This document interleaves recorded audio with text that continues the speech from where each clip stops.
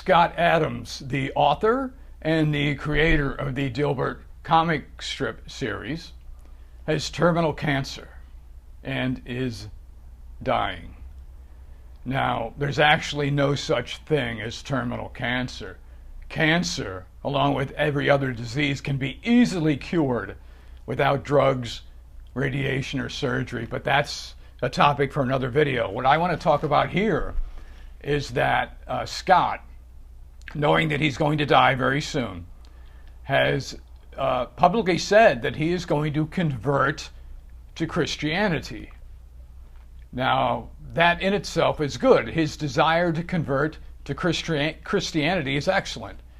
The problem is that it appears that he's going to convert to some form of fake Christianity, aka Protestantism, or some type of non-denominational Christianity, neither of which is going to help him at all. Because unless he converts to true Christianity, aka the Catholic Church, he's not going to be saved. He's going to go to hell when he dies,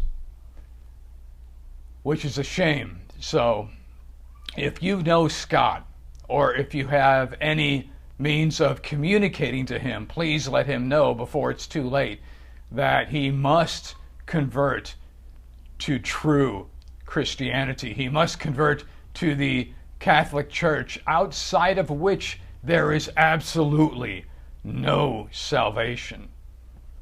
I tried to contact him, but I have not been successful. I left some comments, on his YouTube channel, but it's unlikely that he saw them. The Catholic Church, he must, and you must, convert to it if you want to be saved. The Catholic Church is the only religion in the world whose every teaching is confirmed in the Bible. Everything the Catholic Church teaches is confirmed in the Bible. You can actually read about it in this book. The Bible proves the teachings of the Catholic Church. The Catholic Church is the only religion in the world with thousands of years history of thousands of documented miracles. Thousands of documented miracles, whereas all the other religions in the world combined do not have one single documented miracle among them. The miracle of the sun, which took place at Fatima, Portugal in 1917, outside of the resurrection. It's the greatest miracle that ever happened in the history of the world. The miraculous image of Our Lady of Guadalupe in 1531, the same thing.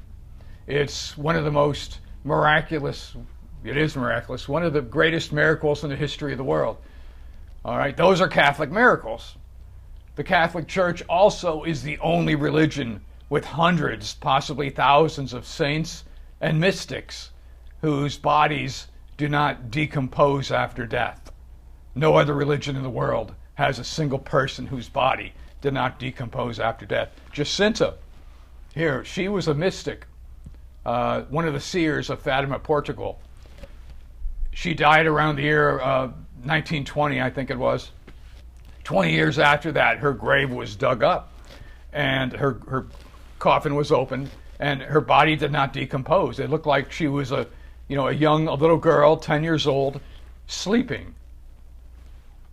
Now, I actually did a video on that, and in the thumbnail you can actually see the picture of her. They've opened the coffin. You can see her face. It's 20 years after she died. She should be fully decomposed by then. But she looks exactly like she looks here. Her face looks exactly the same as it does here, only her eyes are closed, and she looks like she's sleeping. And the Catholic Church has hundreds of people, hundreds of saints, hundreds of mystics like Jacinta, whose bodies have not decomposed. In fact, that number may even be higher. It might be into thousands of people whose bodies did not decompose, but we don't know because not all of their graves have been opened. I'm only talking about the ones whose graves have been opened. They've been moved, taken from one burial place to another burial place, and in the process, they say, hey, let's take a peek inside the coffin. So they open the coffin, and there's the saint, there's the mystic, their body is perfectly preserved, in some cases hundreds of years after they've died, when all that should remain is a skeleton, yet their bodies are perfectly preserved. So, those are just a few points. I could go on for hours, but the point is, please, if you're able to tell Scott, please tell him he must convert to the traditional, I should have said traditional earlier, the traditional Catholic Church, which is not the clown show that's taking place right now in the Vatican. It's not the, this clown world Catholic nonsense from, Francis and before him Benedict and all of the anti-popes. There hasn't been a real pope for the Catholic Church since the late 1950s. Pius XII was the last one. Everyone after him claiming to be pope, they've all been wicked anti-popes. Not one of them has been a legitimate pope. So in order to embrace the Catholic Church, you must embrace the traditional Catholic Church, which includes all of the traditions of the Catholic faith for the last, 2,000 years.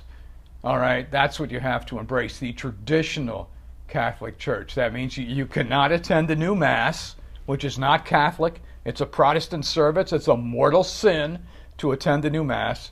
You cannot have anything to do with any of these heretical anti-popes since Pius XII that have claimed to be, Catholic popes. Not only are they not popes, they're not even Catholic, because they're all heretics.